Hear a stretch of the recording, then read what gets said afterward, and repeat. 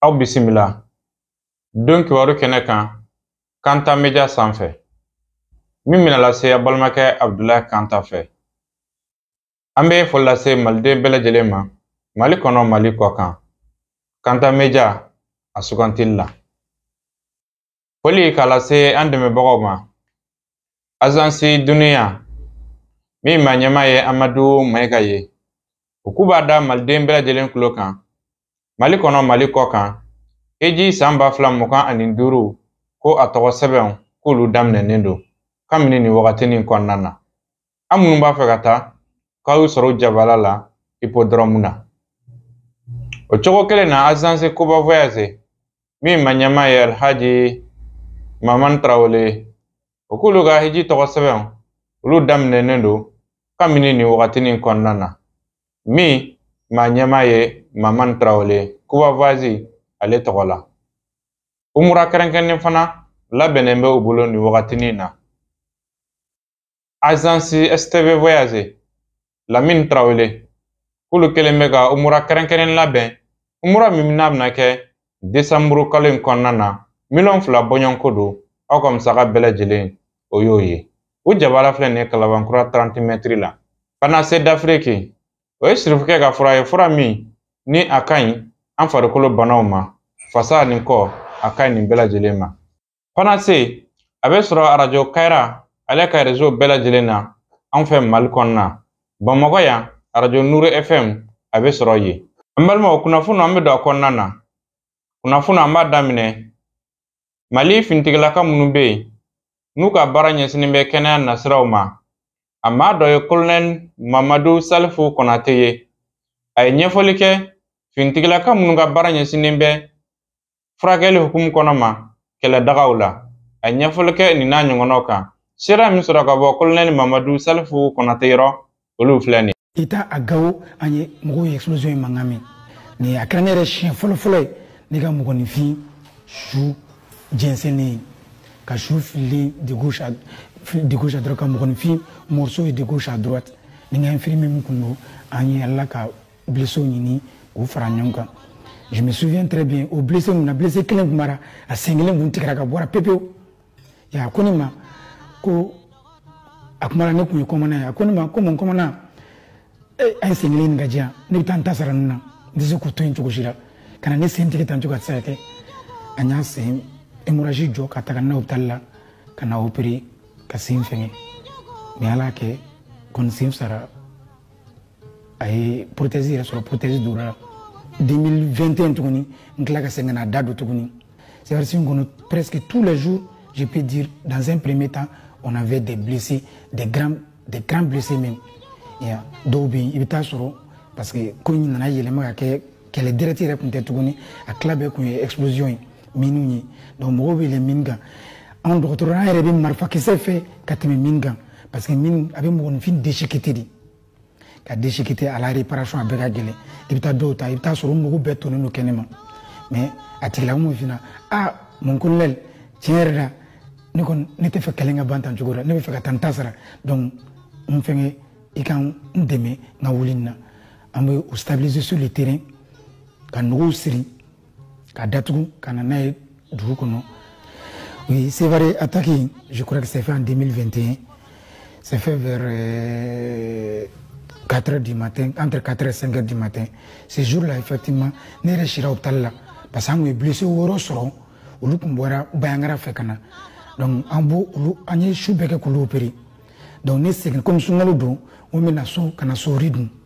Donc, nous sommes allés à l'hôpital. Nous sommes allés à l'hôpital. Donc continent dura kata nyen ko dron mo mina duni kero na dron na so yungula ka na plafond peinture be binga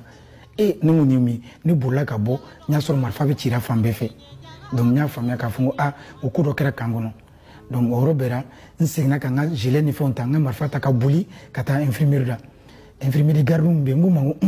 on est sous le feu. Moi je suis sûr que c'était il y a un problème donc ne a essayé ka commandement Willy, effectivement, l'explosion qui a quand dara, qu'il y a beaucoup de blessés là-bas. Donc on a essayé de joindre le chef de poste, était impossible. Maintenant, blessé de sera qui boyi, qui inouïment, qui foufou, qui a beau poste de garde, qui a fait infirmière là. C'est en ce moment que j'ai compris que blessé Tchaman BFN. Donc, Neni infirmier, pardon, infirmier Mousso Kumara, Deyinako, pardon, Kapolo Kunoko Rebecca. Donc, à quoi ma cabeta, Kokata blessé, donc on n'a qu'à tout, on est chargé mais t'as blessé autant. Donc, au dos, on a décidé qu'à bloc de créer Kangono par les moyens de fortune. Parce qu'au dos, les temps à me bonne blessure, on va donc au Tchaminasa. Au bloc de fortune créé, qu'à blessé sur place là-bas. Et explosion d'eau. Antaro balcon du bororo nera obligé ka fonga lieutenant no mango wi ka position de romna marfa ksebe bora en côté rive to infolo yana ka stabiliser ibe klakana mo wasro marfa be tira fambe fe antara be bora fangon fe anyan débrouiller ka blessure sama nera be akliba menda me blessure sama ndale me duma me blessure sama kana nay ka bo faire passer so bina mo ko explosion kili so bina mo ko be décombrer jukoro sera so me nous fana ko ngafsa lu yan deme angulu bo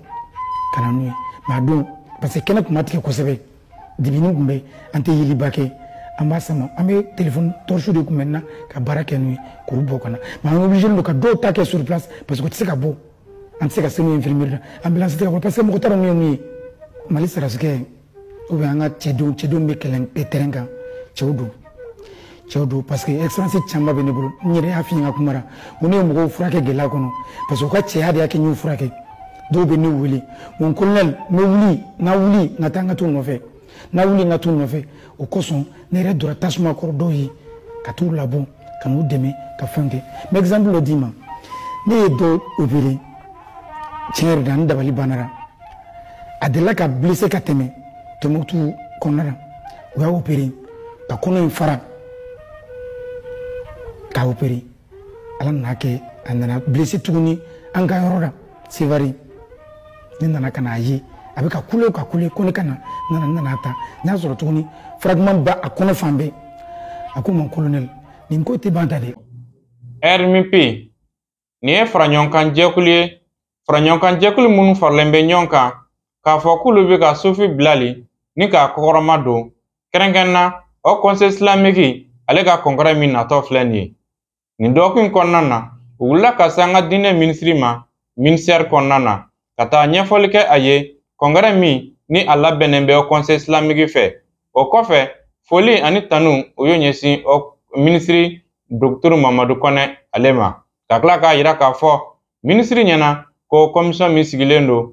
olu fɛla k'o ma kɛ commission sigi cogo ye ko ministre ka fɛɛrɛ kɛ commission in yɛlɛma bɛ se ka don a la cogo min na sira min sɔrɔ ka bɔ a kɛnɛ kan ye olu filɛ nin faraɲɔgɔnkan jɛkuluba min bɛ an ka jamana kɔnɔ bi silamɛw tɔgɔ la n'a bɛ fɔ ma RMP Rassemblement des musulmans pour l'union et la paix minnu ka ɲɛkun kilenna kɛra an karamɔgɔ Cheikh Sufi Bilal Diallo ale ka se ka na au conseil islamique di Mali ɲɛmaya la u ye taama boloda ka ɲɛsin Mali minisiri min ɲɛsinen bɛ diinɛ ani laadakow ɲɛma ka se ka taa o haju yira a la min bɛ tali kɛ au conseil kɔngrɛba min b'a la ka na o baaraw labɛn ko ɲuman na RMP ka fɔ la comité min sigimɛ n'a bɛ fɔ ma comité d'organisation ko o sigin tɛ ni olu hakilila ye wa o sigin tɛ sariya kɔnɔ sabula maa minnu bɛ a kɔnɔ ani minnu bɛ a comité ɲɛma olu bɛ fanga de la bi k'olu ka laɲini tɛ dɔwɛrɛ ye comité dɔ ka sigi sen kan min n'a bɛ fɔ a ma comité d'organisation indépendante min kɔni bɛna se ka kala baara ninnu bɛɛ lajɛlen kɛ jɛlenya ni tilennenya kɔnɔ. Mohamed Touré n ye Rassemblement des musulmans pour l'union et la paix RMP membre ye donc an bɛ ministère affaires religieuses et culture la an kun ye délégation formée bi ka na ministre des affaires étrangères et culture rencontré ayiwa pour que laɲini damadɔ la an y'a laɲini ka na a fɔ a ka cɛsiriw la silamɛya baara la silamɛw ka bɛn ni kelenya la bon an tilala ka laɲini fɛnɛ RMP yɛrɛ min ye Rassemblement des musulmans pour l'union et la paix an ka laɲiniw ye mun ye n'o ye silamɛw ka bɛn an'u ka kelenya ani basigi ye ani an ka objectif principal o de ye au conseil islamique du Mali a congrès min bɛ nalen ka se ka ala Cheikh Sufi Bilal Diallo ka se ka a ka candidature dɛmɛ ka d'a kan an convaincu la an dara la a ka baara kɛcogo a n'a ka expérience la k'a fɔ a bɛ se ka baara kɛ ka silamɛw fara ɲɔgɔn kan ayiwa k'u kɛ kelen bɛn ni basigi kɔnɔ donc kuma jɔda sabanan fɛnɛ an y'a jira la k'a fɔ commission d'organisation min bɛ sen na bilalen don sen kan pour que ka congrès préparer à état actuel la an bɛ fɛ a ka ci ayiwa pour que a ka kɛ inclusif ye c'est à dire bɛɛ ka yɛrɛya kɔnɔ voilà pour que et puis a ka kɛ RMIP mɔgɔw fɛnɛ bɛɛ ka don a kɔnɔ ka se ka congrès préparer min ye transparence kɔnɔ ani bɛn kelenya kɔnɔ. Sigi in na an wasala ka d'a kan an ye maaw bɛnɲɔgɔn ye maa minnu maa faamuyalen don maaw dɔw bɛ maaw lamɛn maaw dɔw o fɛnɛ an y'a sɔrɔ an n'u bɛɛ ka haminanko ye kelen n'o ye silamɛw ka bɛn ani kelenya ye. Donc u ye nɔti ta ni Ala sɔnna ma don natalaw la o bɛ na an jaabi komi u bɛ silamɛw ani bɛɛ de ka bila la. Donc an bɛ dugawu kɛ Ala ka jamana basigi Ala k'u yɛrɛ dɛmɛ u ka baaraw la. Maliden dɔ tun bɛ Itali jamana kan ko Musa Jara ka to papiye ɲini senfɛ fintigilakaw ka sɛgɛsɛgɛli senfɛ o kɛra sababu ye mugu nana ci Musa Jara la ani tanyana a ko in senfɛ. Maliden minnu bɛ Italikaw fɛ yen olu bɛɛ lajɛlen sera fɔ k'a fɔ Musa Jara maa dɔ maa min ni maa ɲɛnama tun don maa dɔ fana maa min ni maa dɔ silamɛya tun ka d'a ye kosɛbɛ nka min b'a la k'a fɔ ko a ye muru de bɔ k'a ɲɛsin fintigilakaw ma k'o kuma in k'o tɛ tiɲɛ ye sira min sɔrɔ ka bɔ yen olu filɛ nin ye. An balimakɛ Musa Jara san 26 maliyɛn don n'a sigiyɔrɔ bɛnnen tun bɛ Itali ma Verona. An ye kibaruya minnu sɔrɔ a tun bɛ association minnu ka bolo kan a n'a dɔnbaga minnu bɛ yen mɔgɔ caman kumana. Manifestation yɛrɛ kɛra Verona o kɛra lundi don n'o kun ye le 21 octobre 2024 wulada yan fan fɛ o kɛra Verona station da la marifa cira la yɔrɔ min na mɔgɔw taara yen nɔ a tun bɛ association min ka bolo kan o mɔnpɛri min bɛ yen ani a dɔnbaga minnu bɛ yen ani dugulamɔgɔ minnu bɛ yen u taara u ka dusumangoya yira k'a fɔ ko mun kɛra a ma ɲa mɔgɔ tɛ marifa ci mɔgɔ la kun fosi kama ka mɔgɔ nin bɔ. Donc o manifestation kɛra hali bi an bɛ dugawu kɛ ɲɔgɔn hali bi an balimakɛ ko bin kɛra a kan an ye kibaruya fɛn fɛn sɔrɔ mɔgɔ fɛn fɛn kun an balimakɛ dɔn mɔgɔw kumana ɲɛfɔli kɛra an balimakɛ a n'a hakili bɛ ɲɔgɔn fɛ bana t'an balimakɛ la a tɛ fɛn kuntan ta bin kɛra a kan a fɔra fɛnɛ ko video min bɛna bila ko n'a fɔra ko muru kun b'a bolo k'a kun bɛna agression kɛ o video ma ye o ja ma ye. Donc o b'a yira k'a fɔ sigarana a bɛ ko in na an ye kibaruya minnu sɔrɔ o ye k'a fɔ an balimakɛ ko in nana mun na ko contrôle le senfɛ baara in bɛɛ kɛra a contrôle yɔrɔ dɔ la a ma sɔn k'i jɔ a tagara a kun bɛ nɛgɛso kan o kɔfɛ u taara a nɔfɛ fo station da la ka taga a nɔfɛ yen sisan contrôle senfɛ a ma sɔn ka papier di a ye gabakuru ne fili gabakuru ne vitiri ci donc gabakuru ne vitiri ci o de nana ni nin bɛɛ ye ka na marifa ci k'a fɔ ko muru kun b'an balimakɛ bolo a ye agression kɛ mɔgɔ minnu kun bɛ yen bɛɛ b'a dɔn nin modèle la mɔgɔ bɛ siran Europe yan k'a fɔ k'i ye témoin ye a kɛra ɲinɛn b'a la kali mɔgɔ caman bɛ siran o la mais mɔgɔw kɔni bɛ se k'a fɔ kɛrɛfɛ a kɛr'u ɲɛna cogo min na u y'a ye cogo min na k'o ɲɛfɔ. Donc an ye kibaruya minnu sɔrɔ ninnu ye k'a fɔ ko an balimakɛ kuma min fɔra journaliw kɔnɔ k'a fɔ muru kun b'a bolo k'a kun bɛna agression kɛ k'o kuma k'o tɛ tiɲɛ ye o kuma minnu fɛnɛ fɔra an kɔni an m'a video ye an m'a photo ye kɔrɔlen ni farafin ye fɛn kɛ ou bien dunan ye fɛn kɛ ni a fɛn kɛra dɔrɔn u b'a ja yira ou bien u b'a photo yira station in dunna télécaméraw bɛ yen donc ni olu ma se k'a ye o b'a yira k'a fɔ k'a kun tɛ yen donc mɔgɔ yɛrɛ fɛnɛ bɛ taa marifa ci finitigilaka e entraîné don a kama ka taa marifa ci mɔgɔ la fo siɲɛ 3 aw bɛ se ka mɔgɔ min lakori k'a nɛgɛn ka fɛn a minɛ ka sɔrɔ a ma kɛ marifa ci ye mais o si ma kɛ munna marifa yɛrɛ cira la ko enquête fɛnɛ bɛ sen na ka se k'a dɔn polisikɛ min ye nin kɛ finitigilaka min ye nin kɛ munna a y'a kɛ an bɛ dugawu de kɛ o enquête in a ka taa ɲɛfɛ n'o tɛ bɛɛ b'a dɔn dugu in ye dugu modèle min ye dunan ka se sɔrɔ dugu in na a ma nɔgɔn bɛɛ b'o kalama donc an balimakɛ kɔni ko bin kɛra a kan an bɛ dugawu de kɛ an balimakɛ ye k'a fɔ a somɔgɔw ye u ka nimaniya an b'u sama dugawu la an bɛɛ ka dugawu kɛ an balimakɛ ye ala ka hinɛ a la ala ka yafa k'a ma a y'an kɔn kiti min na ala k'o nɔgɔya ye ala k'a da yɔrɔ nɛɛma parce que bɛɛ b'a dɔn nin ko in kɛra cogo min na bin kɛra an balimakɛ kan nin cogo la bana t'a la fosi t'a la a kun bɛ papier ko falen a kun b'o baara fɛnɛ la mɔgɔ min bɛ ban k'i jɔ ka contrôle kɛ o tɛ marifa ci kun bɔ taser bɛ polosiw bolo o bɛ se ka ci a bɛ se k'a lakori k'a minɛ o bɛ se ka kɛ donc maramafɛn tɛ mɔgɔ min bolo ka marifa ci o la o ye dabɔn kama ye donc journaliw kun ye fɛn fɛn fɔ fɔlɔ ani témoignage minnu bɛ ka na o bɛ k'a yira k'a fɔ o journaliw ka kuma fɔlɔ a dabɔkun kun ye de ka dɔ défend dɔ kan parce que bɛɛ b'a dɔn n b'o de fɔ wagati bɛɛ n'i ye dunan ye yan farafin i mana kɛ diɲɛ fan o fan a bili kunna ni ko y'i sɔrɔ ni mɔgɔ t'i kɔfɛ minnu bɛ se k'i dɛmɛ i somɔgɔw tɛ yen minnu bɛ se k'i dɛmɛ i ka ko o y'a bannen de parce que an jatelen tɛ o de la n b'o fɔ wagati bɛɛ an ka ɲɔgɔn sen ninnu bila an ka ɲɔgɔn bolo minɛ parce que mɔgɔ i mana kuma cogo o cogo mɔgɔ dɔw bɛ taa kuma dɔ ta k'a fɔ u bɛ taa ta ka bila minɛn dɔ kɔnɔ kuma ma fɔ ka bila minɛn min kɔnɔ donc n b'o de fɔ wagati bɛɛ an ka ɲɔgɔn sen bila an ka ɲɔgɔn bolo minɛ ni degun ye maliyɛn dɔ sɔrɔ degun ye farafin dɔ sɔrɔ o y'an bɛɛ ka degun de ni kuma fɔra an b'a lamɛn k'a faamuya a fɔra ka da kun jumɛn kan a fɔra kun jumɛn kɔnɔ ne bolo n'an y'o kɛ an tɛna fɔ k'an bɛna ɲɔgɔn bila degun kɔnɔ ne bolo mɔgɔw ka mɔgɔ kasara y'a sɔrɔ a y'an bɛɛ de sɔrɔ olu bɛ degun kɔnɔ u bɛ dusukasi la mɔgɔ wɛrɛ kana taa dusukasi wɛrɛ ta ka fara o kan an kana don o kɔnɔ quoi voilà donc mɔgɔ kana fɔ k'i bɛ ko fɛn fɛn mana kɛ i b'o ta k'o kɛ k'i b'o kɛ polémique ye nin ye dusukasi ko de an bɛɛ lajɛlen bolo donc an bɛɛ de bɛ fara ɲɔgɔn kan somɔgɔw bɛ dɛmɛ cogo min na k'o dɛmɛ kɛ ka sɔrɔ a ma kɛ dɔ m'a fɔ k'a fɔ k'a bɛ ko kɛ i n'a fɔ a ka ko don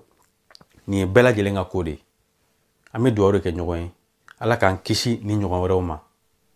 an balimakɛ hali bi ala ka hinɛ a la an balimakɛ bɛɛ kumana kan mɔgɔ ɲɛnama don a tun bɛ mɔgɔ fɛn fɛn dɔn ani mɔgɔ minnu tun bɛ taa hali misiri la bɛɛ kumana kan u bɛɛ y'a fɔ u y'a ye cogo min na u b'a ye cogo min na u b'a dɔn cogo min na donc an bɛ dugawu kɛ ɲɔgɔn ye hali bi parce que ko ni ko kɛra en tant que kumaw ma kɛ mɔgɔw ma kuma a ka gɛlɛ ka se k'a dɔn fɛn mun ye fɛn min ye mais n'a fɛnɛ dɔrɔn mun ye o bɛ fɔ pour que an balimakɛ a ka tiɲɛ bɛ lasegin a ma cogo min tiɲɛ bɛ lasegin a somɔgɔw ma cogo min na ale somɔgɔw de y'ale kumada ye ni wagati in na sisan an bɛ dugawu kɛ ɲɔgɔn ye an bɛɛ ka fara somɔgɔw kan an balimakɛ a ka tiɲɛ bɛ se ka lasegin a ma cogo min na donc ni kibaruya de kun don kibaruya min sera ka sɔrɔ témoignage min sera ka sɔrɔ ni fɛn min fɔra an balimakɛ ma siɲɛ fɔlɔ na n'a ko kun sigilen tɛ kala kan an bɛ se k'a fɔ ni an bɛ se k'an bolo da ninnu kalaw kan minnu ye témoignagew kɛ an ka dugawu kɛ ɲɔgɔn hali bi an bɛ taa jamana kɔfɛ kunnafoniw na an ye minnu sɔrɔ k'a fara ɲɔgɔn kan olu filɛ nin ye araba octobre kalo tile 23 an bɛ liban jamana kɔnɔ u ka capitale Beyrouth tisa ali finitigilakaw kɔni bɛ ka yen bombarder kabi kunu bɛ wuli ka jɔ la ko Hezbollah ka nafolo bɛ mara yɔrɔ min na dugu jukɔrɔ n'o ye bunker ye k'olu bɛ ka o kɔni susu u yɛrɛ ye hôpital dɔ kɔni yarasa ko dugumana na Hezbollah tun ye yen labɛn ni ka taa a ka banguw sigi yen min bɛ ni dollar wari miliyɔn 500 o wari jɛma o bɛ kɔfuru kɔri dɔ kɔnɔ ani sanu caman k'olu bɛ o ɲini ni ka waloli kɛ tisa hali finitigilakaw olu de ka bombardement filɛ nin ye Beyrouth u bɛ nin de ɲɛdɔn sisan ka sababu kɛ u ye sɔrɔdasi minnu bila ka taa dugu ma min ye Hezbollah ye a ye i ni da o kan wa kɛlɛ bilenlen don o ni ɲɔgɔn cɛ Israel tɛ ka ɲɛ sɔrɔ dugumana na a ka kala a bolo o ye kala dan ye a kɔni bɛ ka i ɲɛsin bombardement yɛrɛ kɔni ma nin waati ninnu na ko fɛn min ye source de financement ye Hezbollah ka wariw bɛ sɔrɔ yɔrɔ minnu na ani waribon a tun bɛ ka olu kɔni bombarder ten nka o si tɛ ka Hezbollah ne ka o fanga kɔni dɔgɔya sa a ye bombardement gan Hezbollah la kunu yɛrɛ Beyrouth ni o ye Liban capitale ye kunnafoni kɛlɛ in a kɛlen bɛ ka tisa hali finitigilakaw n'o ye Juifs ka finitigilakaw a kɛlen bɛ ka o ɲɛ gan ni ka o ɲɛ bilen dɛ ɲɛ tɛ ka sɔrɔ a la duguma sanfɛla na u jigi kɔni ye nin misili jugu yɛrɛ kɔni ye nka misiliw fɛnɛ a mana mɛn cogo cogo a na ban ka sababu kɛ misili kelen o da ka gɛlɛ o ka dɔm de fer misili caman kɔni dɔgɔyara fo l'Américain nana arabdar belebele wɛrɛ sigi u ka jamana kɔnɔ ka se ka o dɛmɛ n'o tɛ jamana laban min kɛ batɛmɛ sira yɛrɛ kɛlɛ ma ɲi dɛ kɛlɛ n'i bɛ taa a bɛ i fanga dɔgɔya dɔɔni dɔɔni ka taa. kunnafoni nana halisa an bɛ to Niger da Abdramane Tiani ka gouvernement ye décision dɔ ta min ye ciment ale ni gaz ka dɔ bɔ o sɔngɔ la o la kunu gouvernement o ye communiqué kɛ u y'a yira k'a fɔ ko min ye ciment ale ni gaz ko dɔ bɛna bɔ olu sɔngɔ la san kelen kɔnɔna na bi Niger ni ciment ni ale tun bɛ ka tɔni kelen tun bɛ ka feere 10,800 ale bɛ ka feere yɔrɔ caman na 10,1 kɛrɛnkɛrɛnnen la Ɲame yɔrɔ dɔw yɛrɛ fana na a bɛ ka feere 10,100 i n'a fɔ Tawat min Niger kɔrɔ yan fanfɛla kɛrɛnkɛrɛnnen la ciment tɔni kelen ale bɛ ka feere yɔrɔ 10,2 ni Niger ciment sɔngɔ kɔrɔw ye ciment kɔfɛ min ye gaz ye Niger gouvernement ye dɔ bɔ o sɔngɔ la kosɛbɛ sabula gaz ni an fɛn Bamako ni ale kulo wɔɔrɔ o bɛ di 1,300 yɔrɔ caman na. Niger bi gazi kilo 6 o bɛ ka di 300 la, ala tɛ 400 bɔ. Tarata Octobre kalo tile 22 an bɛ Israël u ka capitale Tel Aviv u ka sɔrɔdasi jalatigiba min ye colonel ye n'a fara bande Gaza kɔnɔ a bɛ wele Eza Dagza ka suko kɔni tun bɛ Tel Aviv yɔrɔ min bɛ ni o ye bande Gaza n'a bɛ wele Jabalia o ni Amasi cilen ɲɔgɔn na olu kɔni ye nin fa kabi kɛlɛ daminɛna jalatigiba ka fa Israël fan fɛ nin tun ye a fɔlɔ ye u filɛ ni ka a su don Tel Aviv a somɔgɔw kɔni tun bɛ kuma yɛrɛ dira olu yɛrɛ fɛnɛ ma sɔrɔdasiw kɔni ye a su kɛ nka min ye a jɛɲɔgɔnw a teriw a somɔgɔw olu tun bɛ nin ye kuma dilen a somɔgɔw kɔni masa nin kɛra pɛrɛti ba ye Israël jamana bolo kunna kɔni kɛra mɔnɛ ba ye nka hali bi u bɛ kɛlɛ in kɔni na bande Gaza kɔnɔ u bɛ bombardement na ka ɲɛsin Beiruti yɛrɛ fɛnɛ ma nin ta kɔni banna a la. N balimaw ni ce a ka ɲɛmadali ni a ka kulomajɔ la Kanta Media a ka kunnafoniw olu sen fɛ nin bɛna dansɛgɛ bita in na ni Ala sɔnna ma sini an bɛ ɲɔgɔn sɔrɔ yan wassalamu alaikum wa rahmatullahi wa barakatuhu.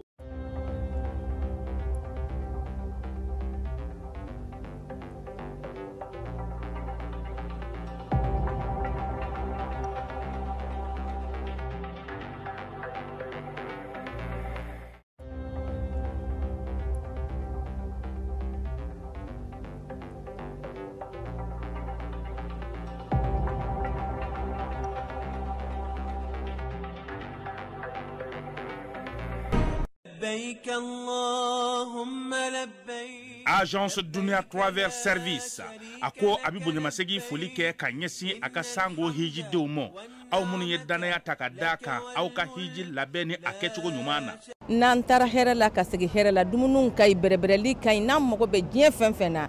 u b'a bɛɛ lajɛlen k'an ye donc an b'u fo k'u barikada directeur min tun b'a nɔfɛ n'o ye Amadu Mayiga ye a jɔra a jɔyɔrɔ la ɲɛmɔgɔya ko fɛn fɛn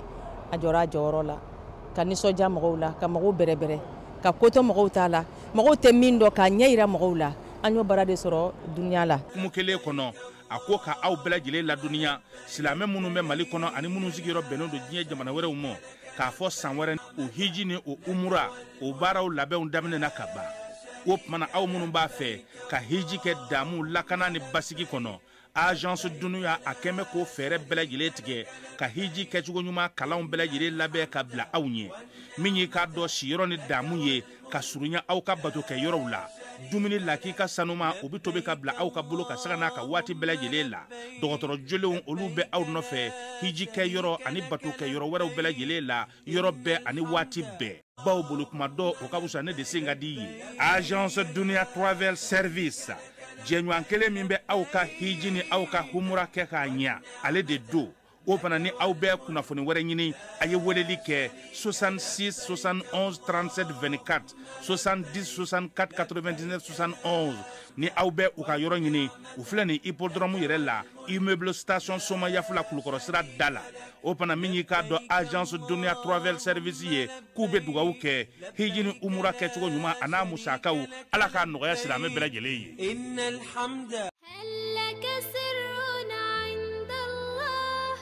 بينك أنت وبين الله هل لك صدقات تخفى لا يعلمها إلا الله هل لك سر عند الله بينك أنت وبين الله هل لك صدقات تخفى لا يعلمها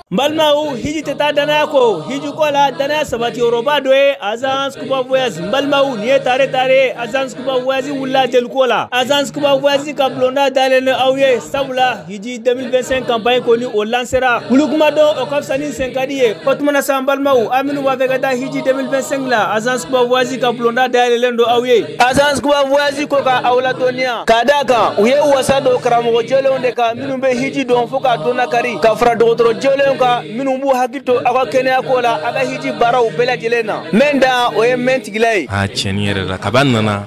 ne bara nun tableau to na ba tableau en ja kusebe yere parce que bara nyuma abi organisation bolo nyai ka fokuba voyage mo e espérance kama uka bara organiser no kanye fuka tafo alhamdulillah wallahi ne gon se wara uka bara la vraiment contana kusebe halibi alaka uka bara tanya alaka barga duga bara la tamenga bonye karama fembe hal ni mode ko la ni taru agence la kata kuru erekta ibe famia sorala wallahi bonye da ka bere na fana ka ndeme ka ngamine be yini ka dama